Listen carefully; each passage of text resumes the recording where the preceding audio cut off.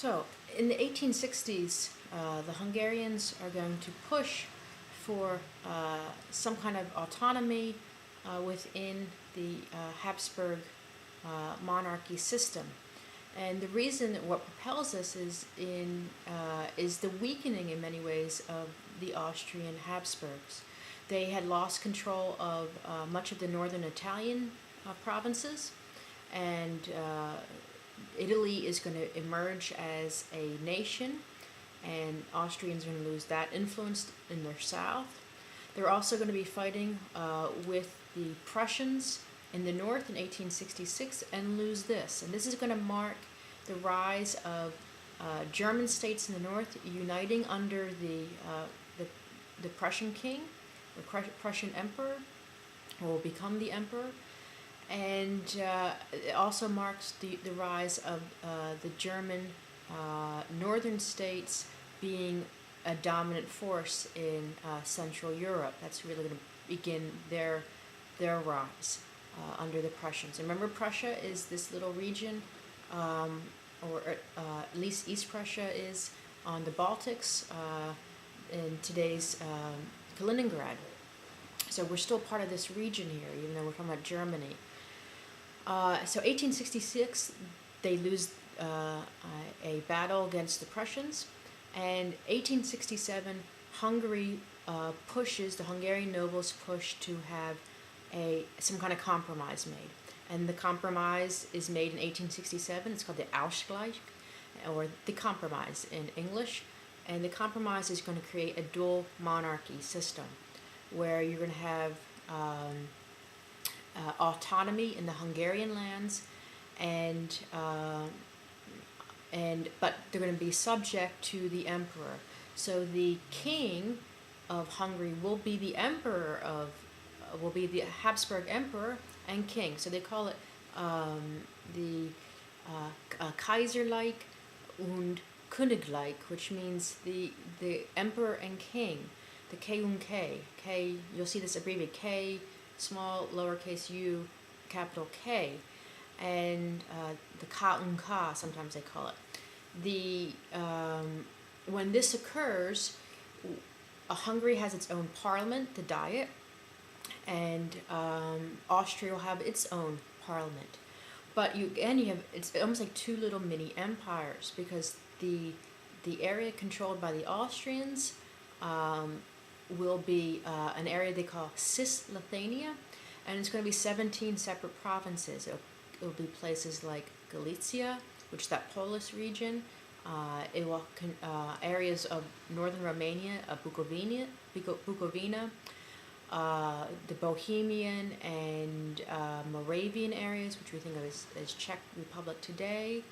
The Slovak area is still controlled by the Hungarians. In the south, the Austrians are controlling Slovenian populations. There are some little tiny sections of Italian provinces. They have control of the Western German states that are close to them, the Tyrol and such. The Hungarian crown land of this dual monarchy will still control Croatia, northern Serb territories, or traditionally what we consider northern Serb territories called the Vojvodina. The Transylvanian region is under control of it's a mixed population of Romanians, Germans, Hungarians, and Jews. Much of the Subcarpathian region, Subcarpathian Mountains, which is between Ukraine and Hungary today. So this dual monarchy is supposed to somehow alleviate this tension of this nationality problem. However, it inspires other nationalities to have the same thing. So the next that would probably break away would be the Bohemian regions, which is at this point becoming a strong industrial area. The most wealthiest region, the most well-educated region, is going to be in the Bohemian lands.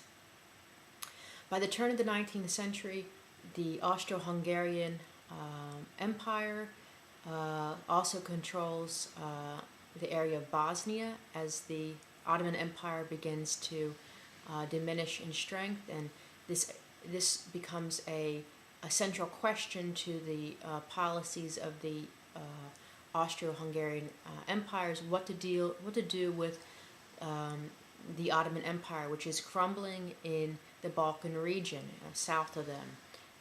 And there's competing forces again. There's the Russian Empire, which has its eye on this region, and the Austrian Hungarians are scared to try to take control of this area because they know it's a difficult region to maintain, and they want to have influence in the area and they want to keep others out, but they don't want to have necessary domination. The Hungarians definitely do not want this to be incorporated into the region because they feel that will diminish their own Magyar dominance of many of the Slavs. Adding more Slavs to the region would be considered a threat to the Hungarians. Turn of the 20th century, 1900, we have Vienna being this one of the largest cities of Europe with a population of 2 million. It's a very sophisticated cosmopolitan city. It's highly industrialized, and it rivals Paris in all ways, and in literature, culture, and music, and it is a major player in the cultural wars in many ways of Europe. And we have leading people emerging from this area, Bartók and Mahler and Strauss in terms of music, and there is leading a new field, Freud. Sigmund Freud is situated in Vienna, and this becomes an area where culture and education become very important in this particular region. In the Western lands, this is where you have more educated and higher standards of living and higher industrial areas. And in many ways, this is still the same today. So this Bohemian, Vienna, and parts of Western Hungary, this is the industrialized triangle of this region, and where high culture really occurs. Budapest becomes a large city as well during this time period that tries to look to Vienna and look to Paris for in terms of architecture and language and culture as to how they will develop. And Budapest becomes a city of 1 million this time period. It has a large Jewish influence, one of the largest Jewish populations in the world. 25% of the population is Jewish in Budapest, and they represent a middle class, a very small middle class in the entire region, and the middle class populations are really only in Vienna, Budapest, maybe a little bit in Prague as well. Most of the area is agricultural. Most of the area is extremely poor. Most of the area is controlled by very large landowners who have not reformed in any way their agricultural practices or their treatment of the local population. And this idea of Eastern Europe being backward, much of it comes down to this area with these landowners who have not reformed these large tracts of land. The Esterházy nobility, for example, controls almost the entire Western Hungarian region. Their land holdings are huge, and they have no interest in any change to this region.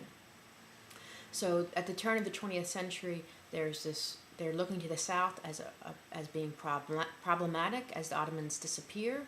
In many ways, they're trying to prop up the Ottoman Empire in that area because they can't take over it. They're too weak to take control of this area. They don't want the Russians coming in. They'd rather remain in the status quo.